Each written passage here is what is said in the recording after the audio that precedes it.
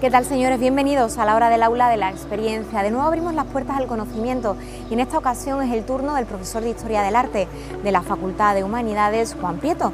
De su mano conoceremos la etapa de culminación del barroco en la Andalucía occidental.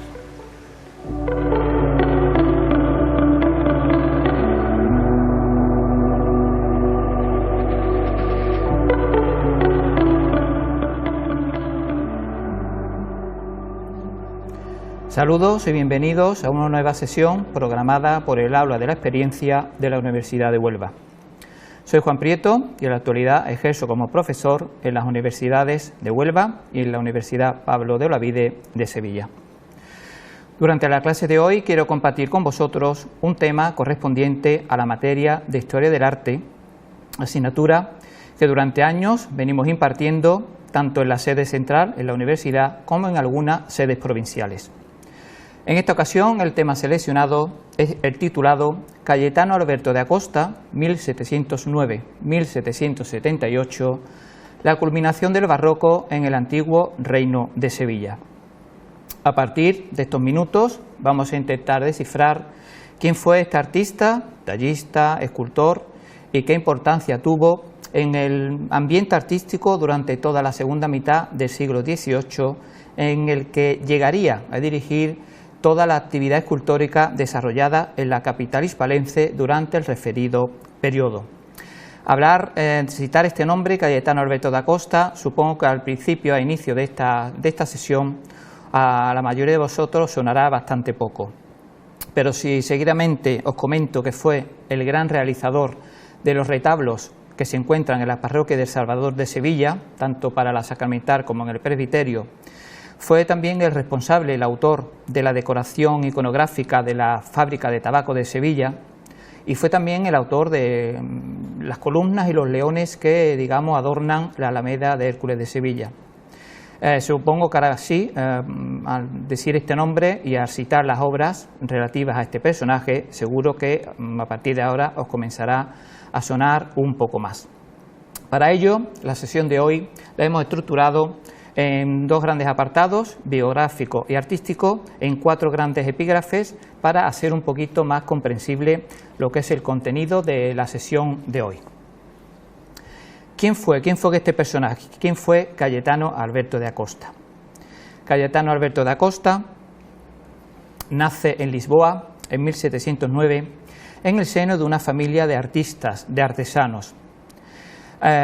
Fue bautizado en la iglesia de la Asunción de la capital lisboeta. Aquí estáis viendo precisamente lo que es el recinto, lo que es dicha parroquia. Aquí veis la portada con muchísimo más detalle. Y como podéis observar, es un ambiente en el que este chaval respira ya en la capital lisboeta, marcada por ese último periodo del barroco, conocido más expresamente con el nombre de el rococó. Es interesante, tuve la ocasión en uno de mis viajes a Lisboa, tuve la ocasión de localizar en la Torre de Belén precisamente la partida de bautismo de este joven, ¿no?, de este futuro artista. Como podéis observar en la imagen, aquí la he traído, dice así literalmente: el 19 de agosto de 1709 bauticé a Cayetano, hijo de Antonio de Acosta y de María del Espíritu Santo, siendo su padrino José Lorenzo Barcelo.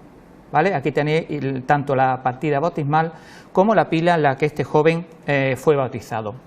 Sus años jóvenes, sus años de aprendizaje van a transcurrir ligado a ese taller familiar en el que su padre tiene un cargo relevante como maestro junto con sus tíos Felipe y Antonio.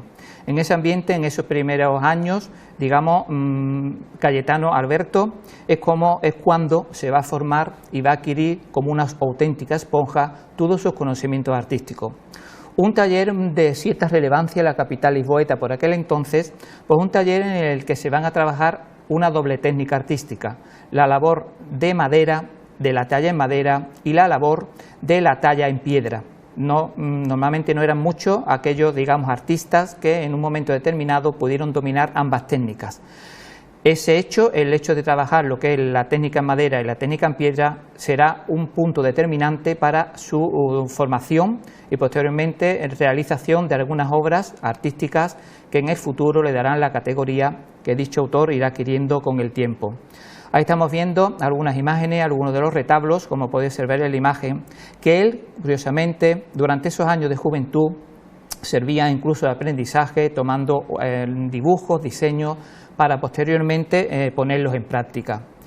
Ese es el estilo artístico, ese es el ambiente en el que se respira en ese momento, no solo en Portugal, sino en ciudades cercanas, ciudades importantes, repito, en la que el rococó, ese último periodo del barroco, está muy presente y será de este ambiente, de toda esta técnica, de todo este estilo en el cual el joven Cayetano se irá formando artísticamente. Aquí veis alguna secuencia de lo que os he comentado. Hemos citado el tema del rococó. El rococó, digamos, corresponde a lo que es el último periodo del barroco y va a presagiar posteriormente lo que será el periodo neoclásico. Como podéis observar, el rococó está determinado, su seña de identidad será lo que llamamos en el mundo del arte horror vacui, horror al vacío, en el cual se van a acumular toda una serie de técnicas artísticas que lo cubrirán absolutamente todo, tanto la talla en madera, espejuelos, tapices, telas. Ese es el ambiente, ese es un poco el estilo que va a seguir Cayetano da Costa en esa etapa, en esos inicios. Aquí veis lo que hemos comentado, ¿no? Retablos de Lisboa, repartidos por todas las iglesias, conventos, abadías, etcétera, etcétera. Va a ser muy importante también el ambiente de la corte al cual en esa corte también ingresarán algunos artistas en un momento determinado, no así el hecho de Cayetano da Costa, que no tiene la suerte en esos primeros años iniciales de juventud de ingresar en unas determinadas cortes, ¿no? En ese caso sería posiblemente la corte de Juan V, ¿no? ¿Por qué pongo estas imágenes? No sé si las habéis visitado en alguna ocasión. Aquí estáis viendo una serie de carruajes correspondiente al museo, ¿vale? Museo de Lisboa, Museo de los Carruajes.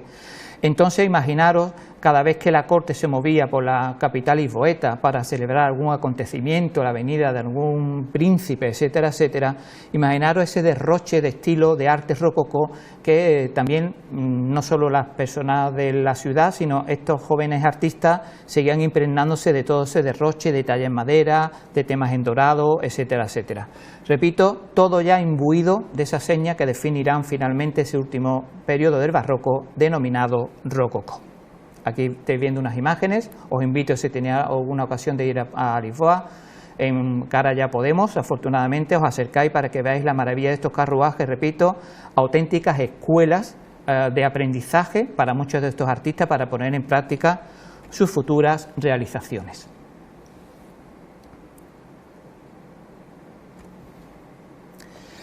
¿Cuál es el motivo? Hemos hablado de Cayetano da Costa, nacido en Lisboa, formado en el taller familiar, el taller de artesanos, donde aprende las técnicas de madera, de piedra. Posiblemente Cayetano Alberto da Costa, además de formarse en ese taller en paterno, pudiese haber tenido contacto en otros talleres de la ciudad de Lisboeta, como por ejemplo uno de los grandes maestros de aquel momento, cual fue Felipe de Castro. Entonces hay varias hipótesis. ¿Por qué? ¿Por qué Cayetano da Costa, a una edad bastante temprana, a los 19 años de edad, decide trasladarse a Sevilla? ¿Cuáles son las circunstancias? ¿Cuáles pudieron ser? Posiblemente hay varias hipótesis al respecto.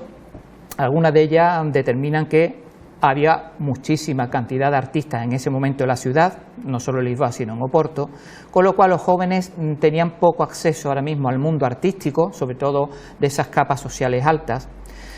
Otra hipótesis apuntan que Felipe de Castro fue el que lo introdujo en Sevilla en uno de los viajes, que viene a conocer a la familia real de Felipe V, y posiblemente hay otra teoría igualmente, ¿vale?, que viene también junto con otro artista que viene a formar parte también de la corte española de Felipe V, ¿vale?, y finalmente pues se queda en Sevilla.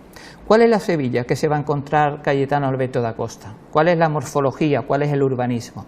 Aquí en la imagen, como podéis observar, vemos esa Sevilla del siglo XVIII, que sigue estando todavía cerrada o enmarcada por esos lienzos de muralla almohade, como podéis observar en la imagen. Aquí os lo estoy reseñando. Hay varios elementos característicos que definen esa Sevilla del siglo XVIII aún, ¿no? ¿Cuál es, por ejemplo, lo que es el castillo de San Jorge, que os lo estoy reseñando en la imagen, al otro lado, en la parte de Triana, y los lienzos de muralla que os he estado reseñando? Muy interesante también el puente de barcas, que podéis observar en la imagen, ¿vale? Puente de barcas que, fijaros cómo se ha prolongado en el tiempo, desde el tiempo, digamos, de los romanos, ¿vale? Cómo será hasta mediados del siglo XIX cuando siga teniendo presencia y se siga constatando su existencia. Os he traído, creo que es muy interesante, ¿no?, ver un poco esas entradas y salidas, esas puertas, lamentablemente la mayoría de ellas totalmente desaparecidas, que se incrustaban en esos enormes lienzos de murallas almohades y por las cuales, seguro, probablemente, ese joven Cayetano da Costa frecuentase en más de una ocasión. Aquí estáis viendo, repito, en líneas generales, algunas de estas grandes puertas, repito, desaparecidas a mediados del siglo XIX, y son pocas en la actualidad las que quedan. Aquí vemos la puerta del Arenal, la puerta de Carmona, y actualmente las únicas puertas que nos han quedado han sido la puerta de la Macarena y el postigo del Aceite. Lamentable, en muchas ocasiones la actividad destructiva que se ha seguido, siempre con la excusa de posibles ampliaciones de la ciudad, trazados urbanísticos nuevos. Lamentablemente un patrimonio perdido que ya nunca más se pudo recuperar. Aquí estáis viendo dos ejemplos de ello, la puerta del Arenal, la puerta de Carmona. Me gusta traerlo para que veáis, ¿no? La puerta de la Macarena, aquí la veis, en el margen derecho, ¿no? Es la única puerta, digamos así, de esas características que se ha mantenido, evidentemente con las siguientes transformaciones que se han realizado tanto en los siglos XIX como en el siglo XX, ¿no? Aquí vemos otras puertas, la Puerta del Sol, la Puerta de San Fernando, repito, lamentablemente tan solo dos, lo que es la Puerta de la Macarena y ese postigo del Aceite, lo que se han mantenido a lo largo del tiempo. Llega Cayetano da Costa a Sevilla y se va a encontrar también el mismo panorama con el que había abandonado Lisboa. Va a llegar a Sevilla y se va a afincar en primer lugar en Triana, en el barrio de Triana, en el arrabal de Triana, y se va a dar cuenta que, al igual que había sucedido en Lisboa, Sevilla va a estar dominada en ese momento por grandes personalidades artísticas. El ámbito artístico seguía estando dominado por Pedro Duque Cornejo, por Luis de Vilches, todos los descendientes del gran Pedro Roldán, Hita del Castillo, que ya empezaba a despuntar, con lo cual no le iba a ser tarea fácil el poder introducirse en este ámbito artístico sevillano. En esos años, cuando llega a Sevilla, contrae matrimonio en la parroquia de Santa Ana, como podéis ver en la imagen, repito, con su esposa llamada María Isabel María de Amil en el año 1729, prácticamente casi con 19 años desde su nacimiento. Os he traído el lugar, repito, esa nave principal de Santa Ana, donde el joven Cayetano da Costa y su esposa Isabel María de Amil contraerán matrimonio. En ese momento residen unos años en lo que es en el arrabal de Triana y rápidamente se trasladarán a vivir a la collación sevillana de Omnium Santoro. Repito, no fue fácil entrar, digamos, en ese ambiente sevillano marcado por esas grandes personalidades que hemos citado hace unos instantes. Comienza a trabajar como oficial en algunos de estos talleres, pero ese joven que había sido formado de manera contundente en Portugal, con grandes adquisiciones artísticas, acordaros cómo su padre y sus tíos fueron grandes e importantes personajes relevantes en Lisboa, ve que en Sevilla no encaja. Y por aquel momento hay un hecho fundamental. La Catedral de Cádiz se está finalizando y se requiere mucha mano de obra. Pero claro, se requiere mucha mano de obra para trabajar la piedra. No son muchos los artistas en Sevilla en ese momento, digamos, que dominen la técnica de la piedra, de la labra en piedra. Con lo cual son escogidos, ¿vale?, y muy escasos los artistas que pueden desarrollar dicha labor. En Sevilla por aquel entonces, el único que llega a dominar perfectamente esas técnicas retablísticas en piedra va a ser Pedro Duque Cornejo y algún que otro cantero que realizará algunas obras secundarias, como podían ser pilas bautismales, etcétera, etcétera. Finalmente, Cayetano Alberto da Costa, al reclamo de esas personas, de esos artistas que puedan entrar en la Catedral de Cádiz a trabajar, decide marcharse a Cádiz, junto con su esposa y 3 de sus primeros hijos, que habían nacido en Sevilla: Antonia, Juan Felipe y Francisco Pedro. Comenzaba así una nueva aventura, una segunda etapa. Sus trabajos, no solo en la Catedral de Cádiz, donde definitivamente va a adquirir un rango que ahora sí ya le correspondería, sino también en algunas localidades gaditanas. Aquí estáis viendo, repito, esa maravillosa Catedral de Cádiz, diseñada por el arquitecto Vicente Acero durante ese primer periodo del siglo XVIII. ¿Qué labor va a realizar Cayetano de Acosta en Cádiz? Entraría, repito, como aprendiz, como oficial todavía, comenzará a realizar obras un tanto secundarias, como podían ser las labras de los capiteles, como algunos de los cuales veis en la imagen, esos capiteles compuestos de esa seña clásica aún todavía. Comenzará a realizar al igual no solo capiteles, sino maravillosas bóvedas, en las cuales, ahora sí, fijaros qué curioso, va a aplicar directamente algunas señas de identidad adquiridas en Lisboa. Podemos comparar efectivamente algunas de las secuencias que veis en la imagen con estas bóvedas vaídas correspondientes a la Catedral gaditana, que van a coincidir perfectamente con algunas cubiertas que él desde esa infancia en Lisboa había apreciado y había ido tomando sus correspondientes anotaciones. Aquí vemos, repito, algunos de los fragmentos de esos capiteles a los cuales hemos hecho mención, curiosamente. Ahí tenéis realización de ménsulas, de pequeñas gárgolas, de esquineras, repito, donde ahora sí, Acosta, repito, va a decir aquí estoy yo y va a adquirir, repito, cierta relevancia, pasando a ser nombrado como uno de los grandes maestros de escultura en la Catedral gaditana. No solo trabajará para lo que es el recinto catedralicio, la fábrica de la catedral, sino que una vez que su nombre va adquiriendo fama, una vez que ya puede abrir el taller efectivamente en Cádiz, ya es considerado como uno de los grandes maestros. Repito, muy pocos eran o serán los que dominen la técnica de la piedra y la madera, y él será uno de ellos.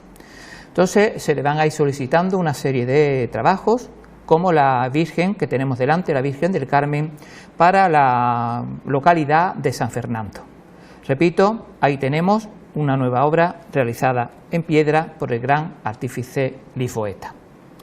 Igualmente, para el convento de Nuestra Señora de la Concesión de Cádiz, realizará ese maravilloso aguamanil que podéis observar en la imagen, dedicado a la Inmaculada Concepción, uno de los temas que a lo largo de la historia del arte a partir del barroco va a estar siempre presente en relación a los temas de la Iglesia.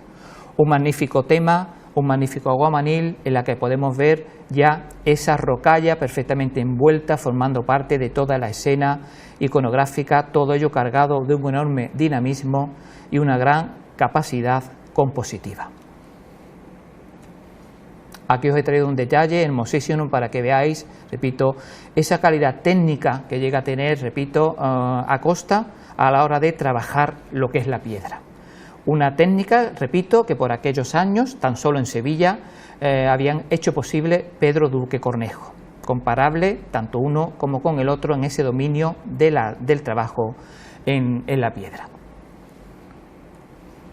También en Chiclana realizará maravilloso, ¿vale?, esa pequeña consola o pie de altar, en la cual ahora sí ya Cayetano de Acosta, cada vez más involucrado, más inmerso en ese rococó, repito, será uno de los grandes creadores del rococó en todo ese antiguo reino de Sevilla, irá poniendo en práctica a partir de estos momentos, a partir de estos instantes. Es curioso cómo se le conocen muy pocos aprendices. Sabéis que un poco hemos comentado en algunas clases anteriores cómo para acceder a esa maestría los artistas tenían que pasar por una serie de etapas o de fases, ¿no? La primera eran los aprendices, después adquirían el rango de oficial y finalmente, tras pasar una serie de pruebas, eran nombrados como grandes maestros. Tan solo a partir de ese momento estos grandes maestros podían abrir un taller personal y poder contratar, repito, a lo que eran nuevos aprendices. Son muy pocos los aprendices que se le conocen al gran Cayetano de Acosta. ¿Por qué? Porque serán sus hijos los que, a semejanza de lo que habían hecho su padre con él y sus tíos, ingresen en ese taller y comiencen a colaborar con él. Tan solo tenemos un dato hasta la fecha, hasta este momento, de un tal Manuel Grana, el único, digamos, aprendiz que formaría parte de esa estela artística que él llevaría aparte. Hay un hecho fundamental.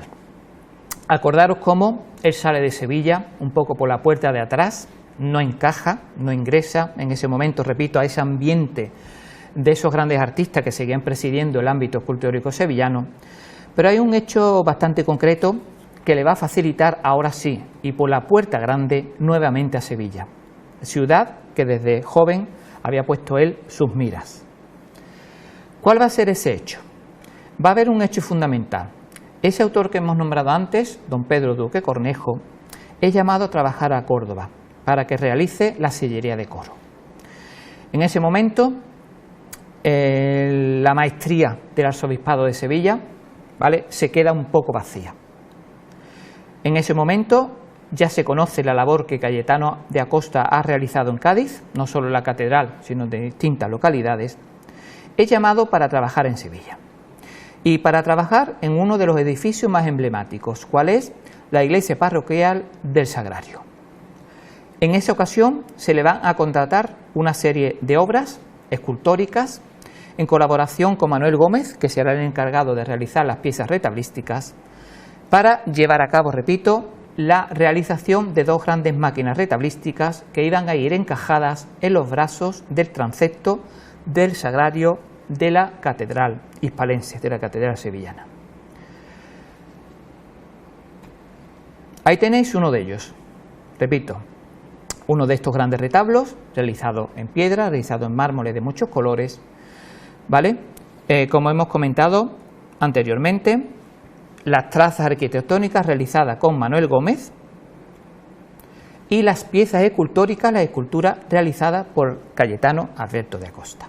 Aquí estamos viendo una secuencia general de uno de esos grandes retablos presididos por la imagen de la Virgen del Rosario. Vamos a ver a continuación algunas imágenes mucho más concretas, con mucho más detalle de la obra que realiza Acosta en Sevilla, en esa nueva carta de presentación que ahora sí le abrirá las puertas para que se convierta, repito, en el máximo exponente de la actividad escultórica que a partir de ese momento, de la segunda mitad del siglo XVIII, va a llevar a cabo este gran artífice. Aquí tenéis la imagen de la Virgen del Rosario en la hornacina central, presidida por dos grandes arcángeles, San Miguel y San Rafael. Muchos críticos de arte, entre los que me incluyo, hemos llegado a la conclusión que estas piezas que vamos a ver ahora, no solo estos dos grandes arcángeles, San Rafael y San Miguel, y la Virgen del Rosario, pudieron estar un poco influenciadas por la obra que en Roma un escultor, un siglo antes, llamado Bernini, había realizado para el castillo de Sant'Angelo. ¿Cómo conoce Cayetano Alberto de Acosta la labor que hace Bernini? Puesto que hasta el momento no tenemos conocimiento que Acosta haya viajado a Roma. Pues posiblemente sea por la cantidad de grabados que comienzan a discurrir, ¿vale?, desde el siglo XVII, especialmente en el XVIII, por toda Europa occidental. Grabados que se convertirán en auténticas fuentes de información para que otros artistas realicen obras, evidentemente no solo copias, sino que aplicándole sus correspondientes señas de identidad. Aquí tenemos la figura de San Rafael y aquí tenemos la figura de San Gabriel. Repito, bastante afines en cuanto a la traza, en cuanto al movimiento, en cuanto a la iconografía, que nos recuerda muchísimo, repito, a esas esculturas, a esos arcángeles que llegan a presidir el puente que preside el castillo de Sant'Angelo de la ciudad de Roma. El otro retablo, que forma parte, se pareja con el anterior, repito, que se encuentra en la parroquia del Sagrario hispalense, fuera dedicada al crucificado que tenéis delante. Y para esa obra que tenéis, ese gran retablo, Acosta realizará una serie de esculturas, nuevamente en mármol, a excepción de la figura del crucificado, que fijaros las curiosidades que tiene la historia, ¿no? Ese crucificado que ya existía en dicha parroquia, realizada por Manuel Pereira, un artista portugués, un siglo antes, y que él, digamos, va a encajar perfectamente en toda esta estructura de retablo que tenemos delante. Aquí lo tenéis con muchísimo más detalle. Nuevas esculturas, en esta ocasión realizadas por San Juan Nepomuceno, que lo vamos a ver con más detalle, y en el margen derecho, repito, esa escultura realizada en madera por un paisano suyo, ¿vale? Manuel Pereira, ¿vale? Que completaría perfectamente esta obra llevada a cabo por el cantero y por el citado Acosta en perfecta conjunción. En la parte superior de este nuevo retablo, repito que forma pareja con el anterior, aparece San Luis de Tolosa. En uno de los laterales, San Juan Nepomuceno, bellísima la imagen que porta ese crucificado, en la cual vemos perfectamente la traza que sigue la vestimenta y la manga y las facciones de dicho personaje, digamos que inicia o está en actitud de caminar o de avanzar. Y la otra figura que preside dicho retablo es la escultura de San Cayetano, repito, todas de enormes parecidos, con ciertas señas, ¿vale?, que nos van a seguir recordando, repito, a esa labor realizada por ese escultor italiano llamado Bernini. Y finalmente, a los pies del retablo, en el banco, una magnífica dolorosa realizada en madera. Una auténtica carta de presentación. Cayetano da Costa llega a Sevilla, ahora sí, reclama su puesto, reclama su sitio. Y fijaros qué curioso la pericia que tiene de en una misma pieza retablística, colocar imágenes en madera e imágenes en mármol. Repito, en ese momento en Sevilla no hay un artista que le iguale en el dominio de ambas técnicas. Y él, a manera un poco de despotismo, ¿no?, diciendo aquí estoy yo nuevamente y fijaros cómo domino la piedra y la madera, vuelvo de nuevo a Sevilla. En ese momento, lo que es esa vacante que eran ocupadas por el arzobispado, no sé si sabéis, cómo en Sevilla, a lo largo de la historia, han sido designados una serie de maestros, tanto arquitectos como escultores y pintores, designados como maestros mayores del arzobispado. Ya os he dicho anteriormente, en ese momento la sede estaba vacante, Duque Cornejo se había trasladado a Córdoba y rápidamente el arzobispo, don Francisco de Solís, se da cuenta de la pericia que tiene dicho escultor y automáticamente lo nombra como maestro mayor del arzobispado. Imaginaros el impacto que en ese momento supusieron la realización de estas dos enormes máquinas retablísticas, repito, auténticas cartas de presentación, ahora sí, para Cayetano da Costa. Hemos hablado un poco de la fuente de inspiración de los artistas. Voy a hacer un pequeño inciso. ¿En qué se basan los artistas muchas veces para realizar sus obras? Son varias las fuentes documentales. Una puede ser evidentemente la idea matriz que le surge en un momento dado a dichos personajes. Otra eran las fuentes literarias. En esa ocasión, imaginaros la Biblia, fuente fundamental para la creación de cualquier actividad escultórica religiosa. Y también, como he mencionado antes, el tema de los grabados. Esos grabados que discurren, gracias a la imprenta, ¿vale?, rápidamente por todas las ciudades europeas. Acordaros cómo Sevilla, un siglo antes, era prácticamente la capital del mundo, ¿no? Ahí discurrían embarcaciones cargadas de obras de arte, de grabados, de dibujos, de diseño. Bien, pues curiosamente la obra de Cayetano da Costa, esto lo pudimos localizar cuando vimos, tras años de rastreo, tuvimos la ocasión de localizar lo que es su inventario, del cual formaba parte su biblioteca. Entonces es muy interesante ver cuáles eran esas fuentes de información que en esa ocasión el maestro Luis Boeta pues tomaba como fuente de inspiración para realizar algunas de sus piezas que la vamos a ver seguidamente. Va a ser muy interesante esa colección de grabados del que él hace acopio, realizado por Francisco Javier Dorn, titulada Letanía Lauretana, ¿vale? Vamos a ir viendo algunas composiciones. Ha entrado en Sevilla, ha entrado en la iglesia, pero no solo se contentará con eso. Rápidamente entrará también, digamos, en la parte laica, en la parte civil. Se convertirá, repito, en el gran arquitecto civil de la ciudad de Sevilla. Por aquel momento, ya por aquel entonces, ha abandonado la ciudad de Cádiz y se ha afincado en Sevilla. La zona donde se afinca en primer lugar, a su regreso de Cádiz, va a ser la zona del Arenal. por aquel entonces, cercano a dicha zona. Se está culminando lo que es la fábrica de tabacos, se está culminando lo que es lo que era la plaza de toros, y es requerido en ese momento, en esos años, estamos hablando por los años 1750-60, para que lleve a cabo la terminación escultórica de dichos recintos. En primer lugar, es el encargado de decorar lo que es la fábrica de tabacos, que fue diseñada por el ingeniero Sebastián Barden-Bosch, una obra real en la cual le va a poner él la guinda al pastel, la guinda al edificio, decorándola a base de esculturas.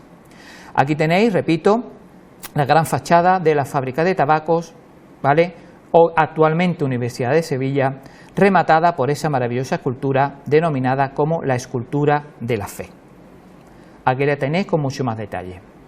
Una obra en la cual ya sí sus primeros hijos han crecido y forman parte de ese enorme y ambicioso taller que él ha puesto en práctica desde su regreso a Cádiz. En Cádiz, no lo he dicho anteriormente, van naciendo varios hijos más, ¿vale? Pero finalmente serán 3 de ellos los que, digamos, continúen esa labor artística en el taller de su padre.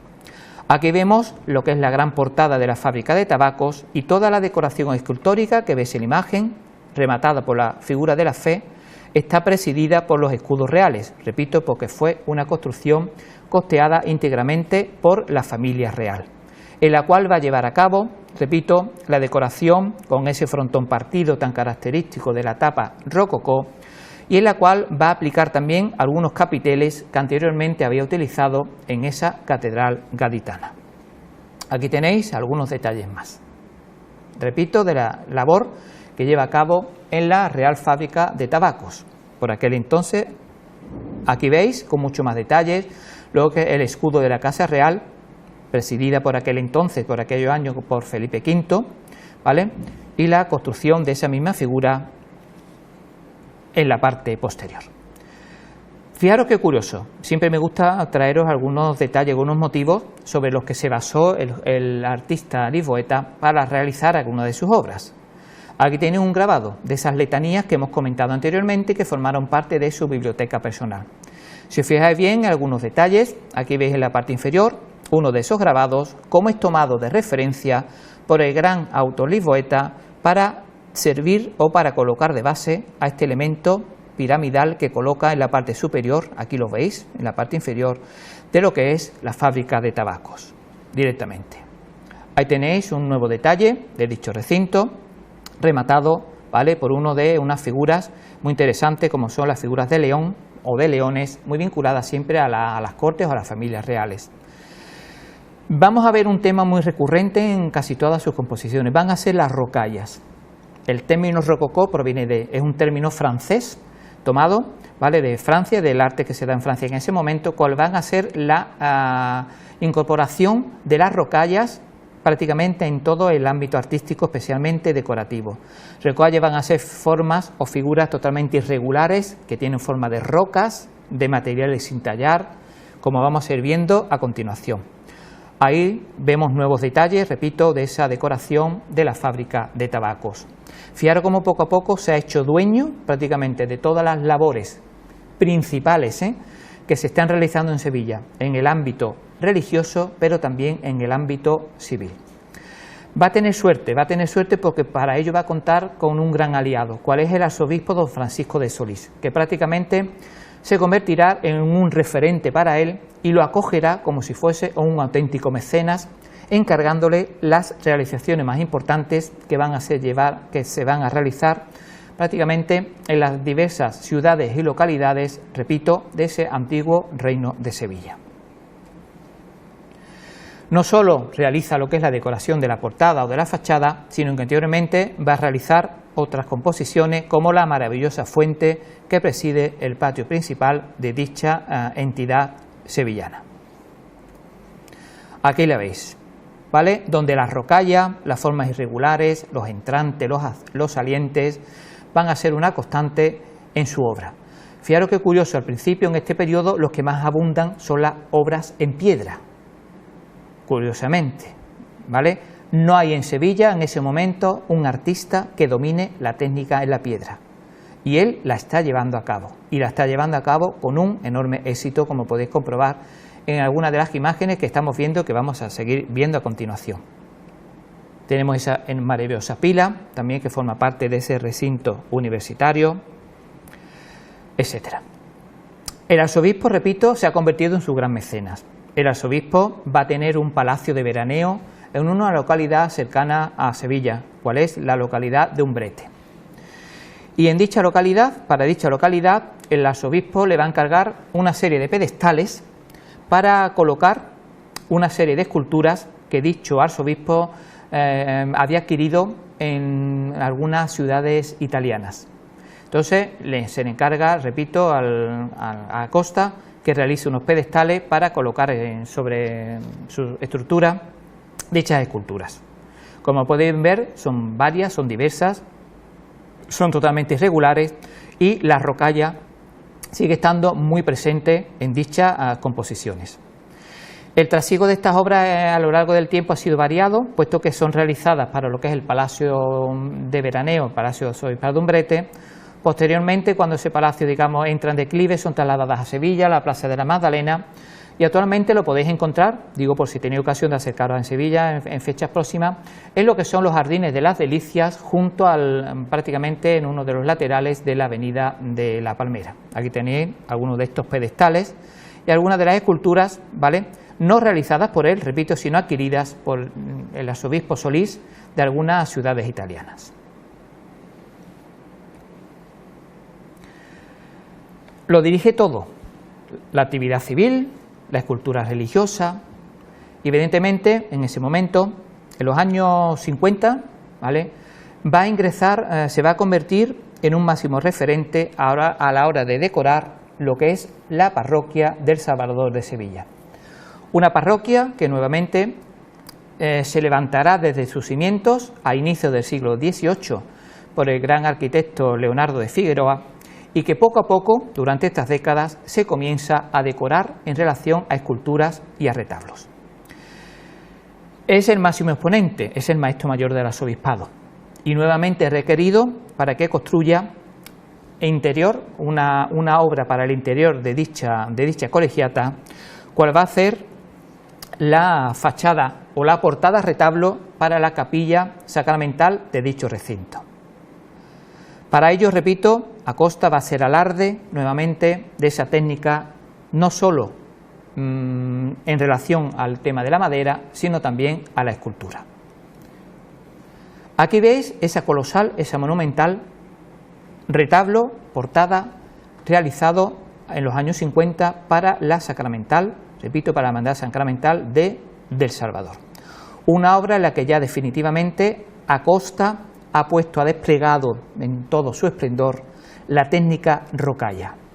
Han desaparecido los capiteles clásicos, han desaparecido los órdenes clásicos y serán los estípites y las rocallas, junto con una maravillosa policromía, la que se desplieguen desde el ático, presidido por la imagen de Dios, hasta la parte inferior en la que se abre esa maravillosa portada que da acceso a la capilla sacramental. Un compendio de esculturas, de molduras, de frisos, de arquitraves fracturados, de entrantes, de salientes, lo que se definiría, lo que se suele definir en arte como horror vacui. Todo absolutamente desbordado, todo absolutamente decorado con talla en madera, con espejuelos, cortinajes, un auténtico derroche que él derrama, que despliega sobre dicha estructura. Aquí estáis viendo lo que hemos comentado. Aquí os estoy haciendo referencia, estos son las rocallas, que son composiciones totalmente asimétricas, y fijaros cómo han desaparecido por completo cualquier columna que nos muestren cualquier tema clásico. Repito, los estípites son los que van a sustituir a las columnas. En definitiva, los estípites son una especie de columnas, repito, que han perdido su forma típica, ¿no?, desde el periodo clásico. Son una superposición de elementos vegetales, que nos recuerdan a lo que eran las rocallas o las rocas, todos totalmente asimétricos, que desbordan prácticamente toda esta composición. Aquí estoy viendo alguna secuencia. Estos que estoy reseñando son los denominados estípites, los que veis, los que estoy reseñando ahora mismo con el cursor. Las rocallas, repito, un auténtico esplendor. Lamentablemente, además de construir lo que es ese enorme retablo portada, va a construir otro retablo interior que, como suele ocurrir, ocurría en algunas ocasiones, lamentablemente llega a desaparecer por un incendio. No tenemos constancia en absoluto de cómo fue ese altar mayor que realice para dicha capilla sacramental. Tan solo nos hemos encontrado en las labores de archivo ese pequeño dibujo, ese pequeño grabado realizado sobre papel de plata que nos muestre algunas de esas características bastante similares a ese gran retablo que sí se conserva de la portada, ¿vale? Pero que es prácticamente el único referente que nos han quedado en relación al retablo mayor que formó esa capilla sacramental de la Colegiata del Salvador. Un nuevo incendio hará que participe en otra de las grandes realizaciones, cual va a ser el convento de Santa Rosalía. Aquí veis la portada del edificio, un convento que arquitectónicamente fue realizado por el arquitecto Diego Antonio Díaz y que él será responsable de decorar interiormente con la realización de una serie de retablos que forman uno de los conjuntos más bellos de Sevilla relacionados con la escultura de la segunda mitad del XVIII. En esta ocasión, nuevamente requerido por el arzobispo y como maestro mayor que era, será el encargado de realizar una serie de piezas retablísticas. En esta ocasión van a ser 7 enormes retablos, con una novedad muy importante. Va a ser él en este momento quien iconográficamente introduzca en Sevilla lo que van a ser las vitrinas y las consolas. Hasta ese momento no habían existido en Sevilla ni vitrinas ni consolas formando parte de lo que serían los grandes conjuntos retablísticos. Vamos a adentrarnos un poquito, vamos a ver qué hace en Santa Rosalía. Evidentemente tenemos el retablo mayor, presidido por la imagen de la Inmaculada Concepción, donde nuevamente va a desplegar lo que son un maravilloso cúmulo de estípites, rocallas, frontones partidos, espejuelos. Aquí tenéis algunos detalles de dicho edificio del convento de Santa Rosalía, más concretamente lo que es el retablo mayor. Y la pintura, esa bóveda que veis en la parte superior, fue realizada por Juan de Espinal. Juan de Espinal, digamos, va a ser un colaborador con él, puesto que muchas de las obras que realiza él, el encargado de pintarlas o policromarlas, va a ser Juan de Espinal. Repito, otro de los grandes referentes, en esta ocasión dentro del ámbito pictórico de la Sevilla de la segunda mitad del siglo XVIII. Vemos algunos detalles más de ese retablo mayor de Santa Rosalía. Y aquí vemos algunos de ellos, los laterales, que coinciden también con los brazos del transepto del crucero, dedicados a dos grandes personajes que por aquel entonces habían surgido como nueva iconografía y para luchar con el tema de la Contrarreforma, cuales fueron San Ignacio de Loyola y Santa Teresa de Jesús, a los que le dedica los dos retablos laterales. Aquí te vamos viendo las imágenes titulares de ambos retablos, San Ignacio de Loyola y la figura femenina de Santa Teresa de Jesús. Todo un auténtico programa iconográfico desde el principio hasta el final. Aquí estamos viendo ese retablo lateral al cual hemos hecho mención, dedicado a San Ignacio de Loyola. Y aquí vemos el frontero, que se encuentra también en ese brazo del crucero, dedicado a Santa Teresa de Jesús. Si os podéis fijar, repito, ningún elemento clásico, todo ha desaparecido, la columna, digamos, clásica no existe, son los estípites y las rocallas los elementos predominantes en dichas composiciones. Formando parte de este conjunto tenemos otros retablos menores, dedicados a otros santos relacionados con la comunidad de Santa Rosalía.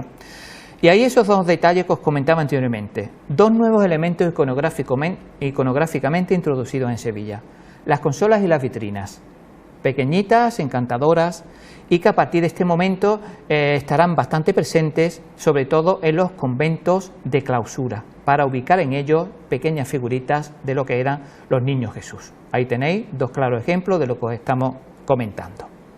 Aquí tenemos nueva muestra de ello. Repito, fue Cayetano da Costa el gran introductor en Sevilla, ¿vale?, de lo que eran estas pequeñas vitrinitas con sus consolas correspondientes.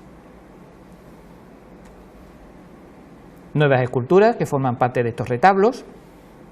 Ahí tenemos la imagen de San José, de San Bruno, etcétera, etcétera. Va combinando labor en talla, labor en piedra. Repito, se convierte en el número 1, en el que va a seguir dirigiendo toda la actividad escultórica.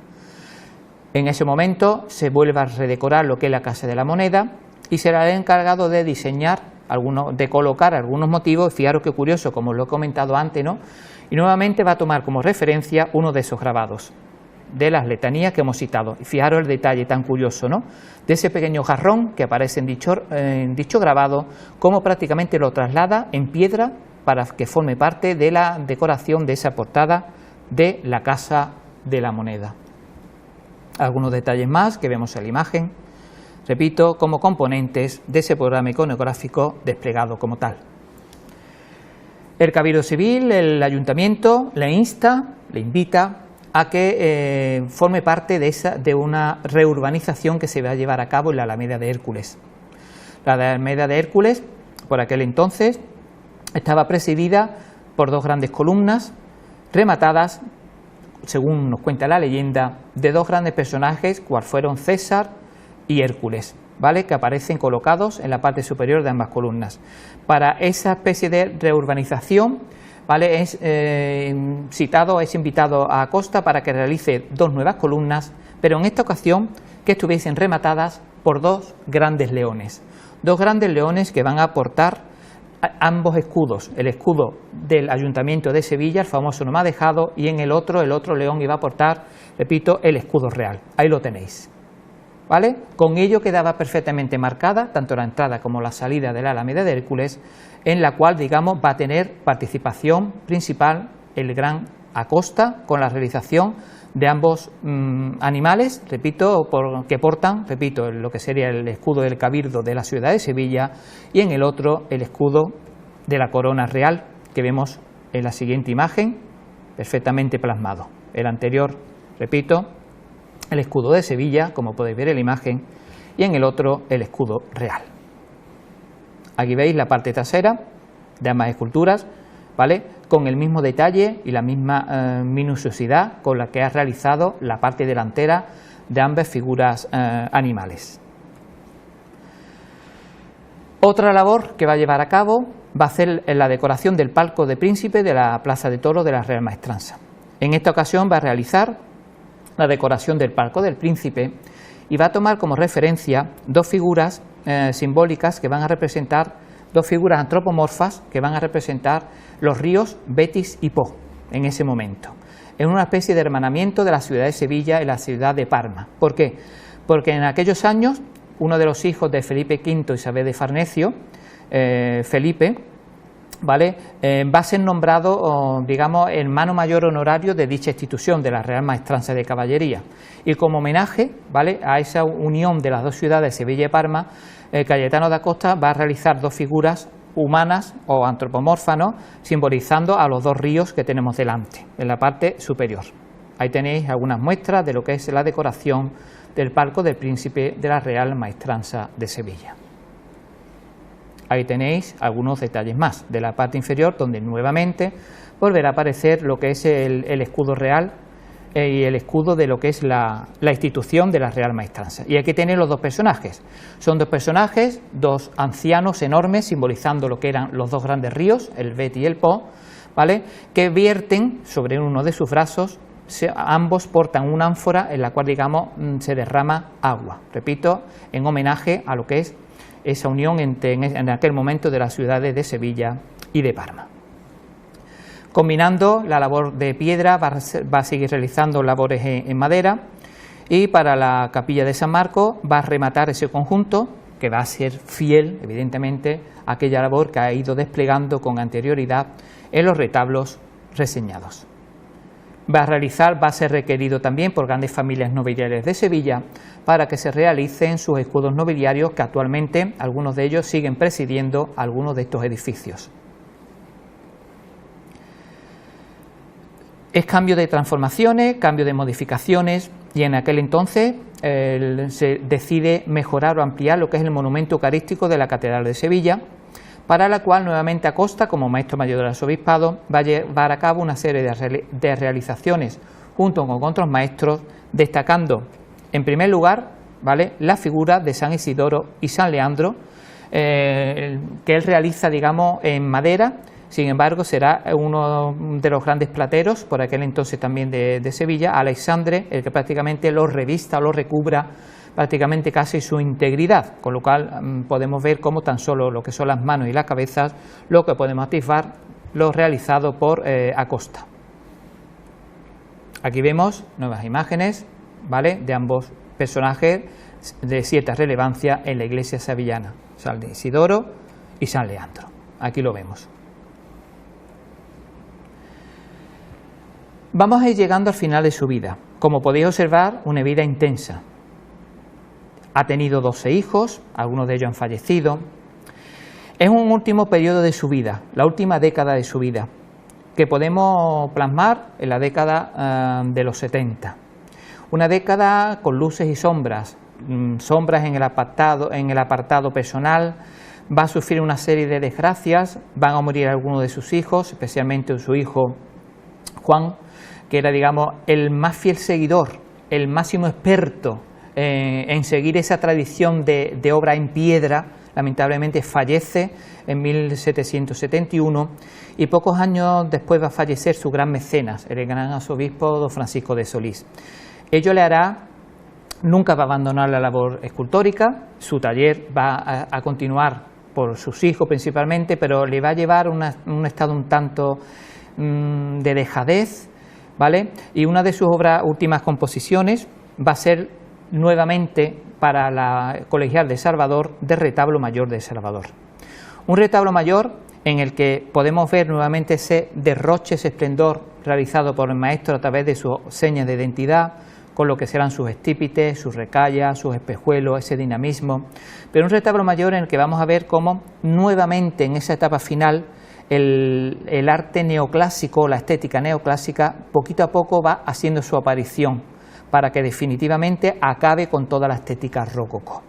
De hecho, algunos de sus hijos, iniciados con él en esa técnica rococó, con el tiempo abandonará dicho estilo y se abrazarán definitivamente a la nueva estética neoclásica.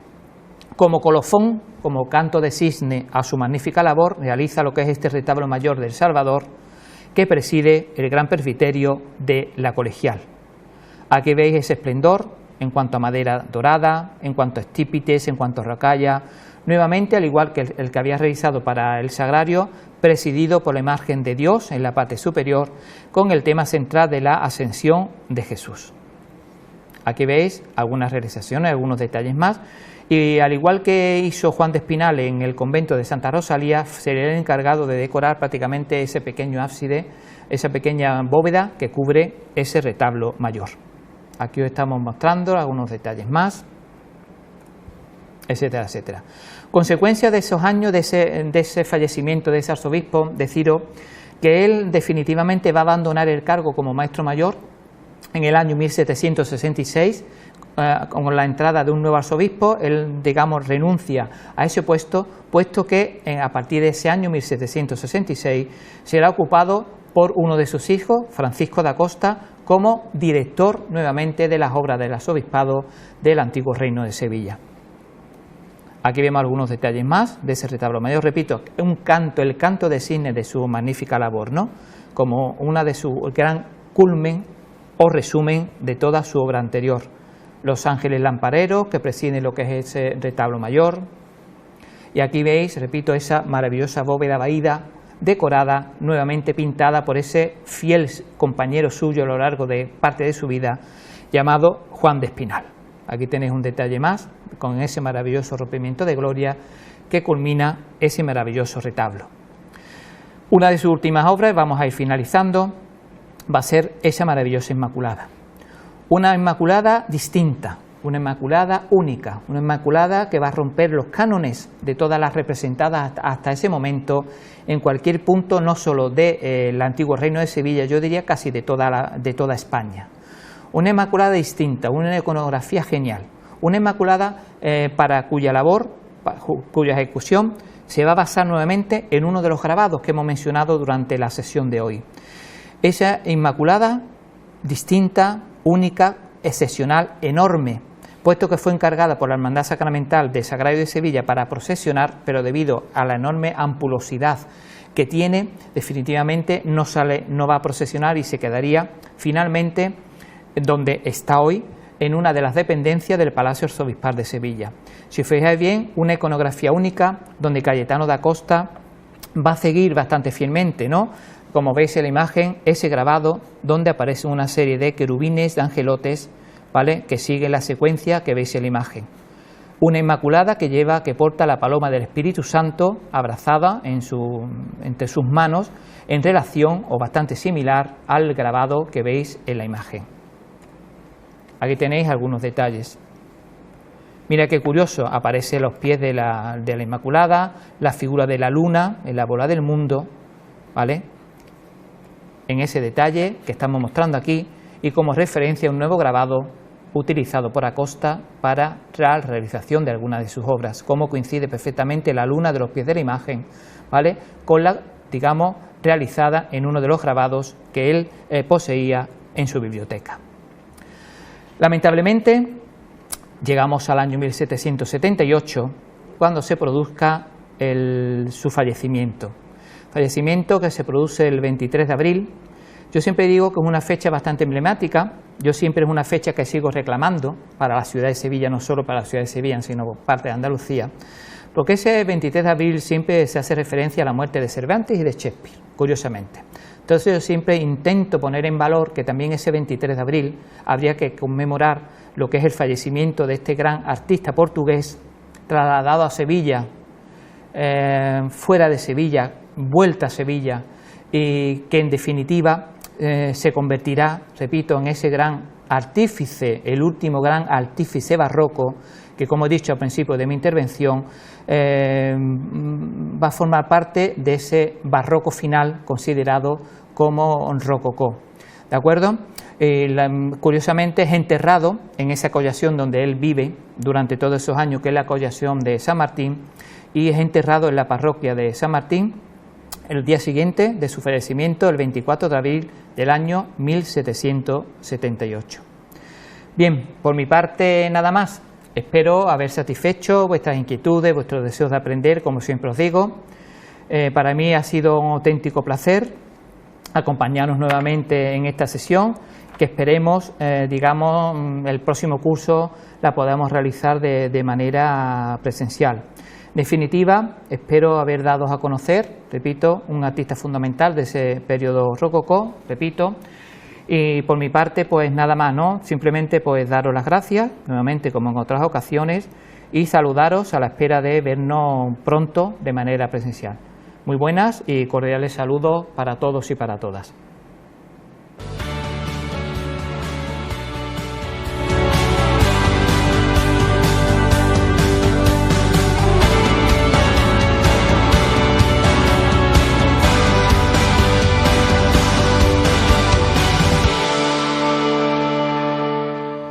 La semana que viene será el último programa de este curso. El profesor Cristóbal García, especialista en historia contemporánea, hablará de la Huelva en la Segunda República y con él pondremos el punto y final a la temporada. Nada más, sean muy felices y volvemos la semana que viene.